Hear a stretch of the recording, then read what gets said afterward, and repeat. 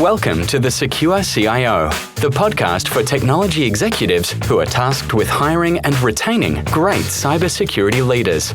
Join best-selling author Claire Pales together with industry thought leaders as they answer your questions about sourcing the right leaders, building cybersecurity teams, candidate selection, salaries, skills, and more. Hello, I'm Claire Pales and welcome to the Secure CIO podcast. Today's guest is Tamara Martin. Tamara commenced her career as a qualified lawyer. After that, transitioned into consulting in crisis, emergency and physical security management, servicing a broad range of global and domestic critical infrastructure organisations. After gaining a well-rounded skill set through her consulting experience and first client-side role with Jemena, Tamara decided to take up a newly created full-time position with AGL's Energy Security Group. Since commencing at AGL in mid-2017, Tamara has honed her skills and expertise in business resilience, specifically intelligence, strategic, physical security, crisis management, travel security, and aspects of cybersecurity. Tamara Martin, thanks for joining us today. Thank you so much for having me, Claire. So I wanted to do this special episode about how people are transitioning into security, and I particularly like your story because of the passion with which you've shifted across and how you're planning to do that again, but we'll get to that. Tell me a bit about your background leading up to and including what you're doing today. I guess I haven't had what you might call a conventional career track history. I'm actually a reformed and recovering lawyer. I hope no one holds that against me. As you alluded to, I completed a legal degree which included being admitted to the Supreme Court of Tasmania back in 2009. And then for about 5 years, I worked in private practice as well as an associate to family and federal circuit court judges. And then I had a midlife crisis during my 20s and decided that the law was really not what I wanted to be doing anymore. I didn't feel that I was natural at it, or to be perfectly frank, that I was enjoying it. But through a very fortuitous meeting, I was introduced to the world of crisis, emergency and security, and managed to get my first role at a consulting company called Dynamic, which is where I cut my teeth on all of the disciplines that I've mentioned. And then in 2015, moved to Jemena, which was in my first client-side role, and augmented my skill set in particularly in emergency and security even more.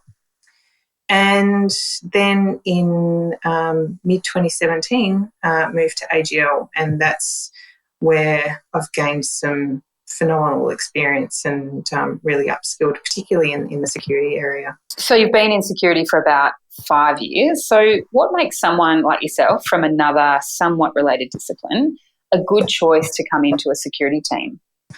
It's a couple of factors, and they might not necessarily seem what's really obvious.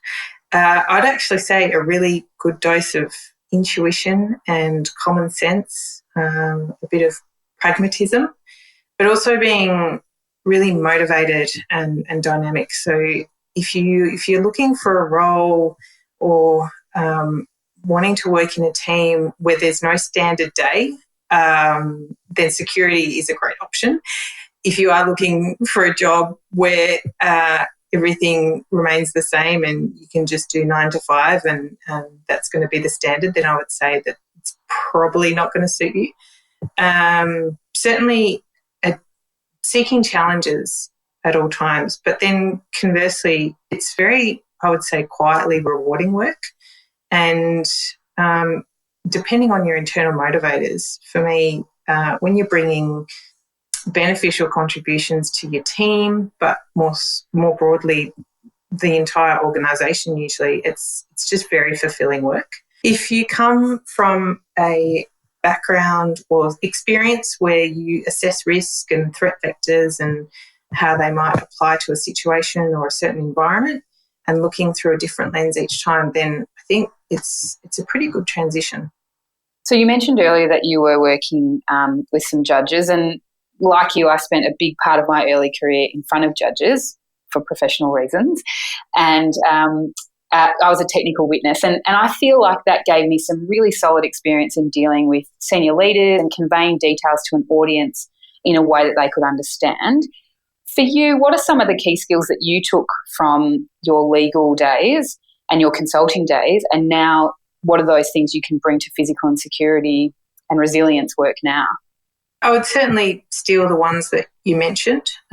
So dealing with executives or senior leaders and being able to communicate in a way that is relatable and understandable. But it also, I'd say my legal background, funnily enough, it actually morphed quite nicely into what I do now, in that it gave me a really solid foundation of negotiation and advocacy skills. And as I said before, sort of communicating with people from a really vast array of backgrounds. It was very different day to day. It sort of opened up the realisation that to question and scrutinise and not always settle for propositions or interactions at face value. So I think that is actually a good thing.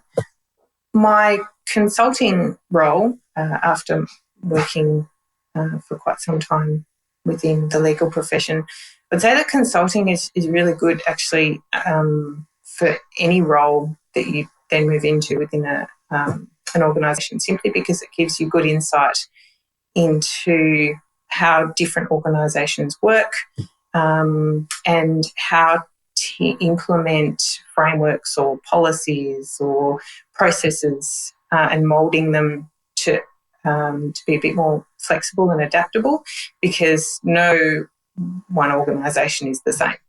I want to digress a little bit from your career background to have a look at some of the things in your personal background, which includes your diversity. And that's interesting that you are a dual Australian and Swiss national, and you've actually been involved in some cross-cultural risk and safety exercises. Tell me about how diversity plays a role in the success of teams and those types of exercises. I'm a really big fan of having people from different backgrounds in a team. I think that it broadens the nets of experience, viewpoints, even ethos, values and principles. And so as an example, I currently work in a team where no one person could be pegged as being the same. But interestingly, if you've got a really strong leader who can encourage the traits which motivate and drive you to work towards common goals and objectives, and the occasional giggle, it seems to work quite well. It also makes it a lot more interesting getting to know each other and learning to trust each other. And so when I was working overseas, I was working with people from different countries who spoke different languages, but as soon as we could find some common ground, it really helped to work together and work as a team. And I suppose from that perspective, I love the idea of common ground amongst diverse people in a team, because it doesn't take that long to find it, but the connection you get when that the light bulb goes on, I guess it really binds you. Would you agree with that? Definitely, and it also endears trust. And I think if you've got that as a common thread as well, then you're onto a really good thing, because it doesn't matter what school you went to or anything like that. That's just all of that sort of fades away. Speaking of common ground, you recently started a group for women in physical security. Why do you think these groups are so important, and what drove you to create this group and bring these women together to discuss, I guess, topics that are relevant to that community? I can't take full credit for kicking off what we called WISER, which is Women in Security and Resilience. It actually started with a thought bubble by one of my learned colleagues who also works in the security space, and then it was taken up very enthusiastically and driven by myself and some wonderful ladies who work in similar roles to me. The main motivator was the high cognizance that there's actually, I'd suggest, a severe imbalance in the number of women that are filling roles in physical security and resilience. And a lot of the topics that we cover off when we catch up is how to make this particular industry more attractive to women. So, by the way, I just want to be really clear, it's certainly not due to any bad experiences that we've had. So I've been supported and mentored predominantly by men throughout my career who've enabled some incredible professional opportunities and encouraged me when I didn't necessarily see my capabilities clearly. But if I take my personal experience, when I was going through uni, I had absolutely no idea that security was a great career option. And to be honest, I sort of fell into it via chance and fluky connections that I made. And a lot of people who do work in security and resilience are either from a military or policing background, which sort of naturally guides them into security roles. So a lot of what we want to drive is purely and simply connecting, supporting and inspiring women and luring them into security roles. And I know you've been talking with the Australian Women in Security Network and the merging of your group with theirs. And speaking of the security side of things, you're now looking at doing some training in cyber yourself. What's driving this desire to gain skills in other disciplines of the security industry? Because you've clearly got the risk and resilience piece and the physical security. Why now would you look at complementing those skills with some cybersecurity capabilities? Rewinding on your point about merging with AWSN, because I think it all sort of connects. And actually, that was mostly thanks to you because you very kindly introduced me to Jackie Lausto, who's the founder of AWSN. And we realised that there was actually already a physical security and resilience representation within AWSN, but that was, look, Jackie really wanted to bolster that. And there was some really strong alignment between AWSN's objectives and what we in WISA had looked at. And so one of the things we were really keen to do by merging is to share our knowledge base, so between cyber and physical security and business continuity and resilience. And when you ask what's driving to gain that additional security, there's a couple of elements, but it's certainly adding cogs to the professional wheelhouse, which I don't think you can ever do enough of. I'd also suggest that we're all operating in roles that are inherently risk-based, and you will operate better and make more informed decisions if you're aware of those cross-functional cooperation opportunities and impacts.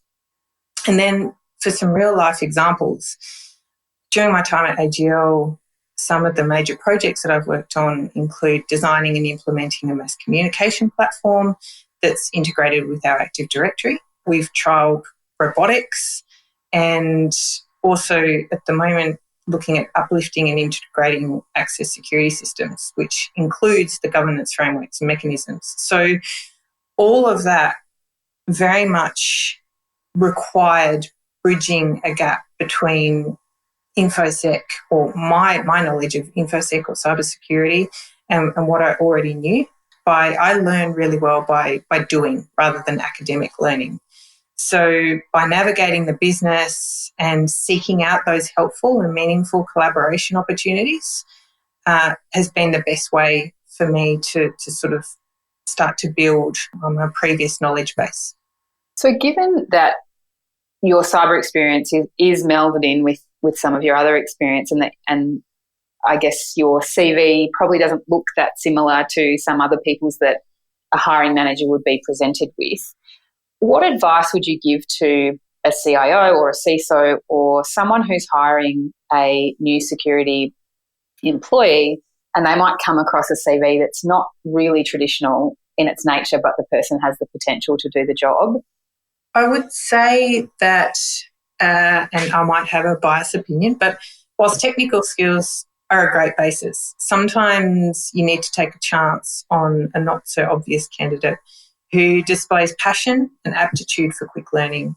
As I said, I learn so much better with hands-on experience, and I think that probably there's some others out there who would be the same. So rolling up my sleeves and actually getting in and working on particular projects and learning and speaking to people and absorbing all of their knowledge is a great way of doing it. And a baseline capability can always be built on. Self-driven learning manifests in a much more proactive and enthusiastic team member. Tamara, how can people contact you or connect with you further and learn more about your opinions and your insights on the security industry? I would say the best way to start is just feel free to send me a connection invite on LinkedIn. I'd be more than happy to have a further conversation. I've really enjoyed listening today to the journey that you've had, because so many people fall into the security industry and then discover that it's something that they love. And I think your story will resonate with people because, you know, as you said, at the end of the day, we've all been exposed to the risk side of businesses. And, you know, if we boil down all of our experience, I guess that's what it comes down to. So, you know, that common ground. And so I just really want to thank you for sharing your story today, and certainly think that you're one to watch. And so it'd be great to have you back on the podcast in a little while and hear how things are going. Thanks so much, Claire. And that's a huge compliment coming from you, so I'll definitely take that. I really enjoy sharing my story. I hope it's interesting to people, but I also hope that it might give a glimpse or an insight of where your career can take you. And it's not always the obvious door that you'll walk through that takes you to a career which is just phenomenal and really, really enjoyable. Awesome. Thanks so much, Tamara. That's all we have time for today. Thanks so much for listening. For more information on all our guests, check out the show notes at thesecurecio.com, where you can also find more information on the Secure CIO framework and sign up for my newsletter. If you loved the show, please subscribe to the podcast and feel free to leave me a 5-star rating. I'll see you next week.